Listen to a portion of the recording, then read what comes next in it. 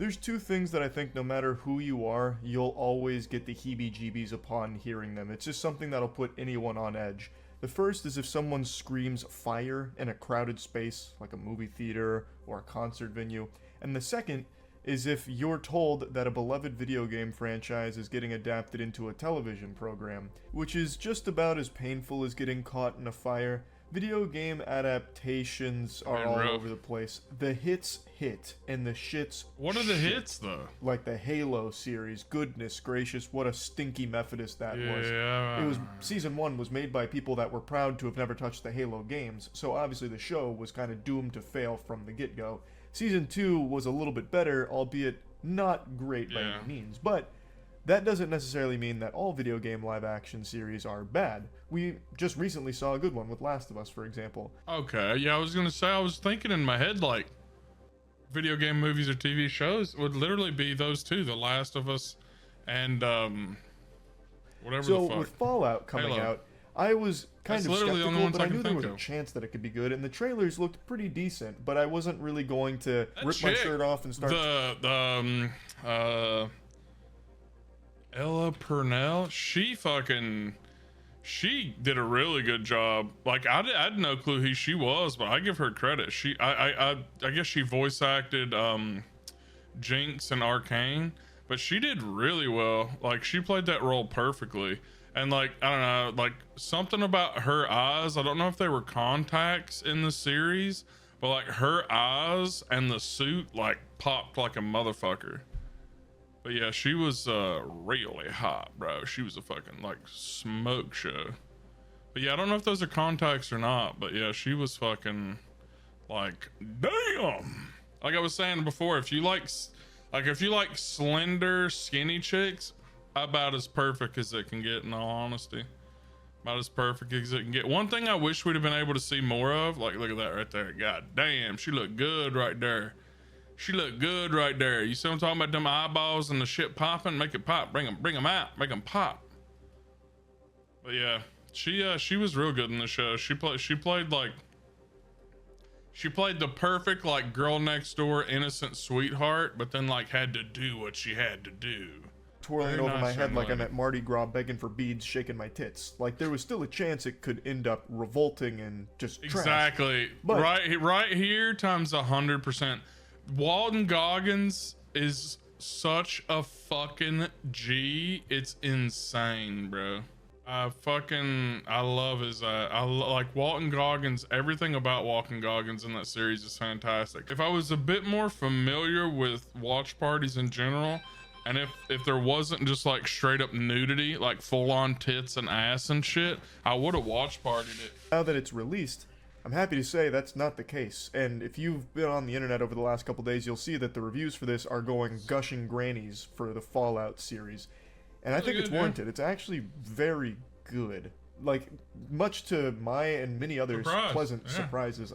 I thought at best it would be decent, but it's actually pretty great, all things considered. I'll avoid spoilers here, but there's 8 episodes, all of which dropped on Amazon in one big batch. So they gave you the entire payload up front, which I've been very vocal, not a huge fan of the binge model. I'd prefer it was a weekly basis, because this just means it's going to fade out of people's minds much quicker than something like an Invincible, which is another Amazon series that they do release weekly. It keeps people talking about it, and it keeps everyone on the same pace, so you can reflect on each individual episode, speculate on where things are going, and digest it that way. I think it's a lot more fun. I couldn't give a fuck. It's either way. Fun, and it gives the series a longer runway in the public consciousness.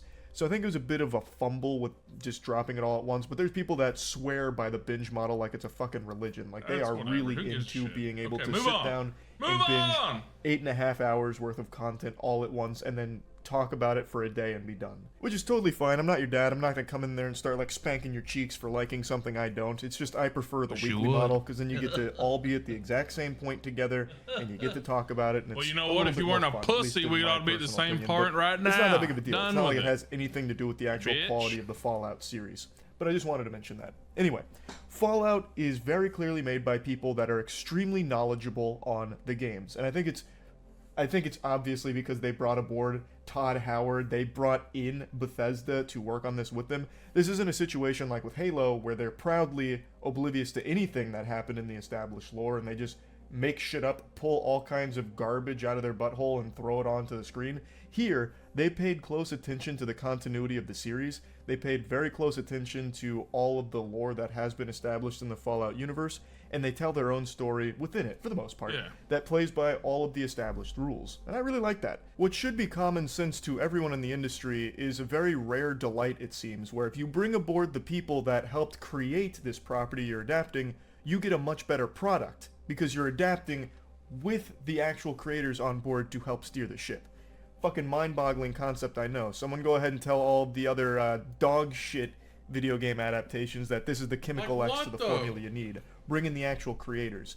I mean, this and One Piece, like, it should be pretty obvious by this point, yet we do still continue to get horrible adaptations in the space somehow.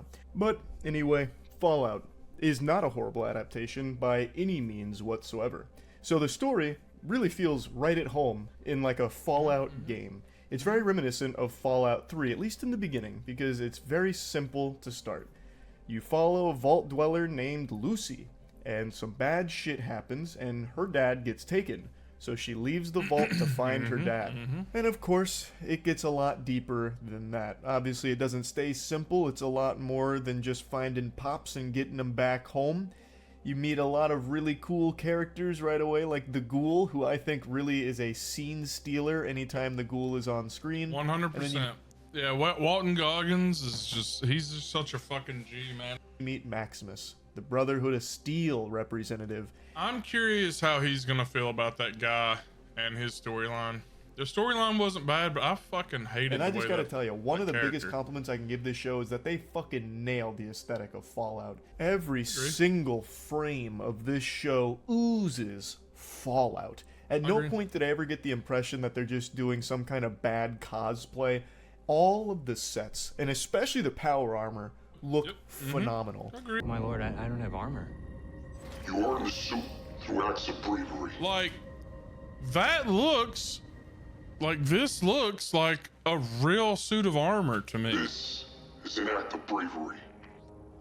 My lord. An order, my squire. Michael fucking Rappaport. Oh,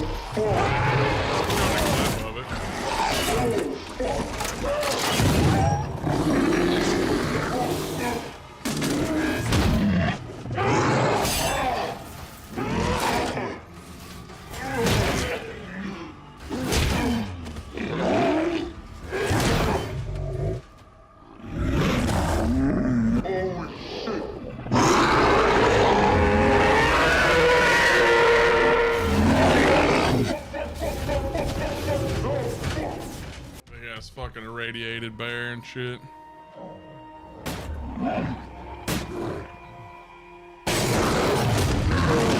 Maybe that could have looked a little better, a little more realistic, but like overall, like that right there. Help! Help me! I don't think it looks bad. Shoot it! Shoot it! Shoot it!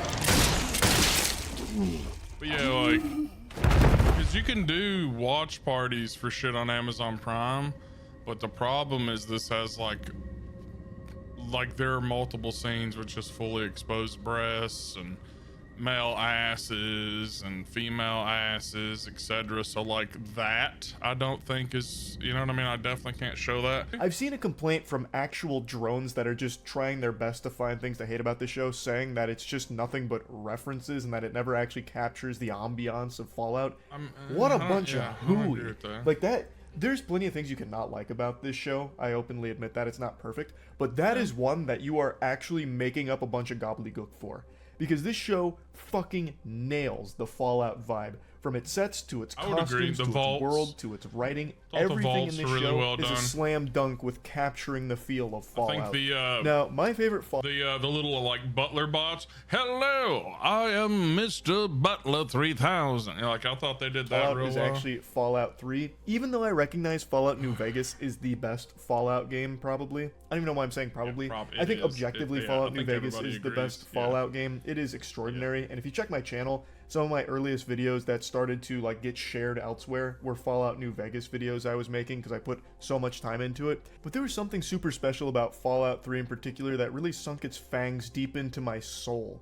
Like, it captured me in a way that very few games had prior and very few games have since. They were fucking insane, like, when that game came out, I spent that entire summer just basically doing everything possible in Fallout 3 and then some. I put so many hours into that game in one summer, it was like I was trying to train to be a fucking pilot. I put more hours into that than pilots do into flight simulators. I was going crazy with it. But I do recognize Fallout New Vegas is the best game in the franchise, to be honest. But the reason why I'm pointing this out is because when watching the show, it's very easy to see references and little Easter eggs to things directly from the game. But to say that the show is nothing but references is so fucking stupid. I like, don't actually even think there are that many brain dead references to make that as some kind of complaint. Because this show is not just relying on cameos and references and fan service. It tells a really good story.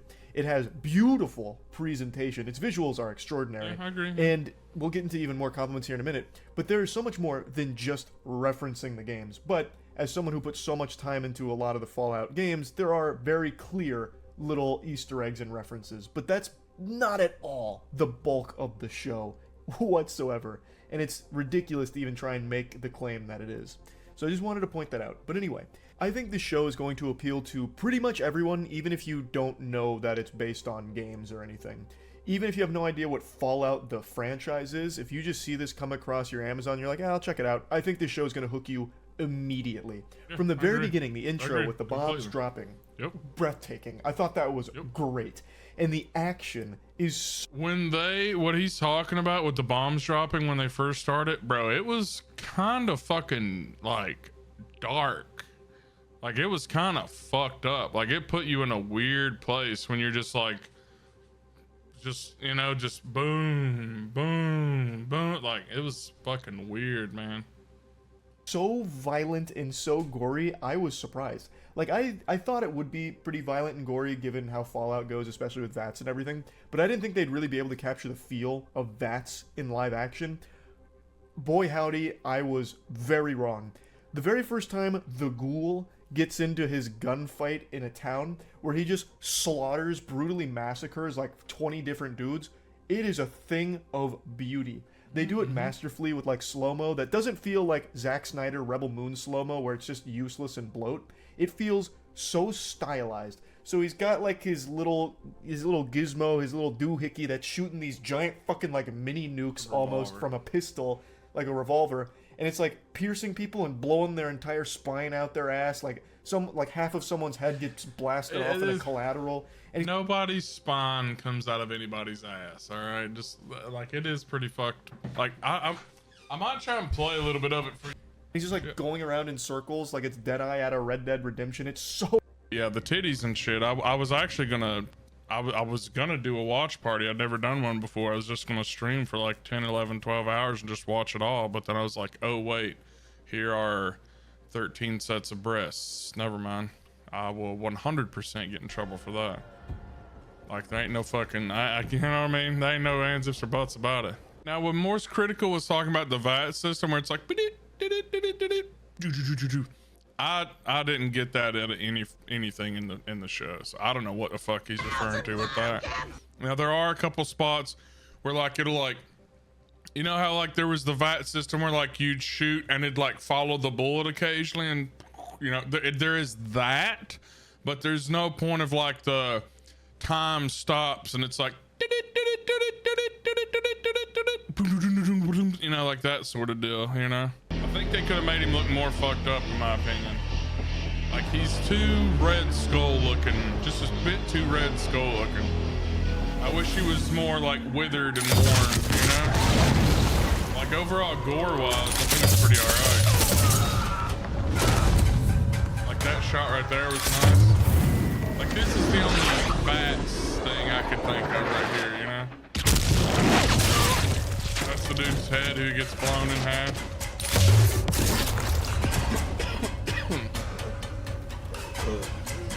No real spoilers. I mean, this is episode fucking 2, you know what I mean? Damn, y'all ain't got me working up an appetite. I'd offer you one of these cherry tomatoes, but you got a hole in your neck. I'd offer you one of these cherry tomatoes, but you got a hole in your neck. Like, I think the ghoul as a whole, like, is legit as fuck, man. Such a good character. Like, I will say, if I want to be a nitpicking bitch, as somebody who edits video and has been in like director of photography, etc., and somebody who's photographed firearms, who's been a collector of firearms, this annoys me. Why would you have him go through the effort? Because he has to try to pull this shell out, right? Watch his hand and what he does with the shell during this whole thing.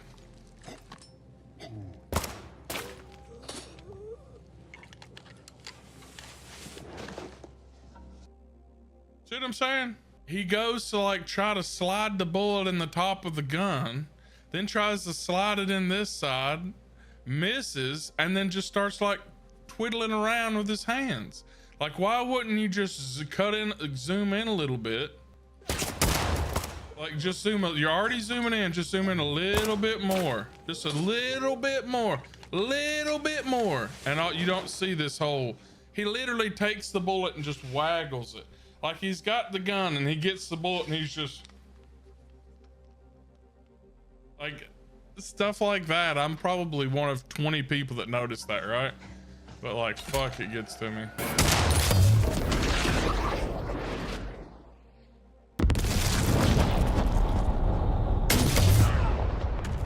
Yeah, like all of it looks good. Decent gore, high quality, like he was saying, the aesthetic of everywhere around them, the clothes, like everything. I think they did the vaults really well. For the tomatoes. Or the tomatoes. But yeah, it's pretty good. Like, I honestly, I recommend it. Oh, cool. They really nail the VATS system feel in live action. I don't know what he's talking about. I don't know what the fuck he's talking about, because when I hear the VAT system, when I think of the VAT system, and so here we this is are what I at think first about. place, and I have to say Like, that this surprised. is what I'm thinking about, right? This is the VAT system. This at no point in time is represented in any form or fashion at all. I don't know what the fuck he's talking about, other than the fact of like, there's a projectile cam. That's it. And that only happens occasionally in the VAT system. So I don't know when he's like, oh my God, they did it so good. And I don't know, like, I don't know what the fuck he's referring to, in all honesty, other than just the slowed down projectile with a camera falling in. Like, I would like to have seen that. Like, I think that would actually be cool, because this is what I'm talking about, right? When I hear VATS, this is VATS. There have been other games who've done like the slow projectile follow, etc., but like, it was extraordinary. And I think that's going to hook anybody, even if you don't know it's supposed to be like VATS inspired. It was like, I don't know, I think he's just like totally overinflating that, in my opinion. And like I said, I really do like the narrative here, and I really like the writing of the characters. None of the characters feel annoying. It doesn't feel like they're trying to just emulate some of the No, there's one that's fucking annoying in my opinion. I just kind of greatness fucking that hate the games everything captured about with him, some honestly. iconic characters. It feels like they really took the writing style of what worked in the Fallout games and made believable characters in live action here out of it. At no point, for example, Lucy, I never felt like she was annoying or anything. She's the naive vault dweller, and now she's in the surface world, and things are super different up here, and she conducts herself in a very peculiar manner. Like in the scene I'm mentioning with the ghoul, she's like, listen, sir, I don't know who the aggressor was, but I think we can all agree that maybe it's time you get out of here. Scram! Get out of town, or I'll be forced to use deadly force against you. That kind of thing. And it doesn't feel corny. It feels fresh. Genuine, Like, it really does. However, this isn't necessarily in regards to character writing, but just general writing. There are so many plot conveniences that happen that you start to go, interesting. Like, it's important to take note that this is a huge world, right? Yet somehow, people are exactly where they need to be, when they need to be. And they keep, coincidentally, just like running into each other and fucking stumbling into the exact position they need to be in. To be honest, in an apocalyptic world like this, there isn't going to be like 37 cities, and you know what I mean, like there might be some smaller settlements or groups or nomadic tribes or whatever, but when it comes to like big cities, you know, like a New Vegas, there aren't going to be a ton of New Vegases. You know what I mean? Like, you know what I'm saying? Like there'll be like settlements and shit like that, camps, whatever. For the story to continue the way that it had. Like there's a city that, Diamond City, right? So there's a city like what we just saw that fight in that's supposed to be like Diamond City in the baseball field, right? So like there'll be like the Diamond City, there'll be like the head of the Brotherhood, there'll be shit like that, right? You know, like that makes sense. So like that's gonna be a big like hub. So I mean, I get what he's saying, but I can also like, me personally, I can like suspend reality enough for that not to be an issue. Like, I get that it's a show, but at certain points it was like, come on, are you fucking kidding me? You're telling me like in the middle of fucking nowhere you were able to find this and do that? But it's like, it's not so much the middle of nowhere, because like the city Philly that's supposed to be Diamond City, like again, it's a well-known location. That's a well-known location. You trade, food, whatever, you know what I mean? Like it's a hub. So like I get what he's saying, but it's also like it's not like the world we know today where you can go down a road 20 miles and there be like 15 different cities with like, oh, 1,000 people live in this city, 1,000 people live in that city, oh, that city's got 12,000 people, this one's got 30,000 people, you know what I mean? Like I can drive 40 minutes up and down the one road by my house and go by places. This place has got 70,000 people, this place has got 6,000 people, this, you know what I mean? Like that's not going to really exist in the way it does today in that time. Again, I'm trying to avoid the spoilers, but even by episode 2, I think many of you will know what I'm trying to talk about here. Maybe it's a stylistic choice. It's inspired by the video game's fast travel. So all the characters in the show can literally like fucking Goku instant transmission exactly where they want to be. I mean, like out of all the fucking things, like come they want on. to be there. Like maybe it's on purpose. In fact, there was a couple moments towards the end of the season that did feel like they were like, all right, come on, let's start to finish this off here. We've got deadlines to meet. Let's start to really make a push to the finish line. Like there are certain things, and I'm trying to avoid spoilers, that do feel like they are rushed towards the end. But I don't think that really takes away from the overall experience of the season. See, I wish he'd be a little bit more descriptive without, I know he's trying to avoid spoilers, but like I didn't feel rushed by anything, to be honest. I thought it had a pretty okay pacing to it, and like had a decent twist at the end, left a good little cliff, like not really a cliffhanger, but left you like looking forward to the next season and shit. It wasn't that detrimental, but it was a little sad to see that it did seem like it was trying to hurry itself along. I just wish I, like, for example, like what he was talking about. But I didn't get that vibe. I guess maybe I'm so used to series towards the end just rushing shit to such an extent that like I didn't even notice it with this one, but I did not get that vibe at all. Major complaints about like the overall narrative of the show. However, I did decide to look into those that do, because there were a lot of people that were very vocal about how much they hated the direction the narrative went, which was a little surprising to me. And for the most part, what I'm seeing is people didn't like how it handled the New Vegas element of the show. This show fits in the Fallout universe, like I said. So New Vegas, I'm really trying to avoid spoilers, but New Vegas, it's here in a certain capacity. And a lot of people thought that the show was kind of spitting on it to a certain degree and kind of just like writing New Vegas off, or not really paying respect to what New Vegas canon like solidified to a certain degree. And I just have to disagree. Like, I really feel like the show, if it continues, is actually going to put a pretty big emphasis on that going forward. At least that's the impression. Yeah, I don't know. Maybe I just don't read shit on the internet. I have no fucking idea what he's talking about. Like, people saying it spit on the ideal, and like, what the fuck are, like, I didn't really get what a lot of people are saying about how New Vegas was handled here as being a negative thing. Yeah. At least not yet. I guess we'd have. Yeah, I mean, if anything, for me, it's like a giant fucking carrot at the end of a stick. Like, ooh, I can't wait to see where the show goes going forward. But right now, I just really don't think they did anything wrong with it. At least nothing that would make me upset. And this is coming from someone who does love New Vegas, the game. So I really don't think they made any bad decisions with the lore. Now, of course, I'm not like a lore expert in Fallout or anything, so maybe there are certain things, like little tidbits that they messed around with. I saw a lot of people mentioning things about the NCR and how they didn't really handle the NCR properly in regards to their presence in the games and where they should be in the year that this takes place. And I guess that could be a very valid complaint because, again, I'm not entirely sure on the... Yes, the NCR, the New Republic of California, New California Republic, whatever the fuck. Yes, I agree. It wasn't on the level of where it should be comparative to the game, I guess, in this time, but it's not like one for one, you know what I mean? Like, it wasn't that big of an ordeal. The specifics of the timeline of the games and where everything fits. But for the show, everything really does work, and I feel like they're not backed into a corner where they can't fix certain things that might be a little out of whack with the timeline going forward. I feel like there's a lot of flexibility going forward with it if it continues. But actually, you know, there is one... There's no way they don't make, like, there's no way that series doesn't at least get 2 more seasons just off the first season, because that is, like I said, by a large margin, the most well put together, well cast, well acted, well made, highly produced, highest production value of anything I have ever seen Amazon put out.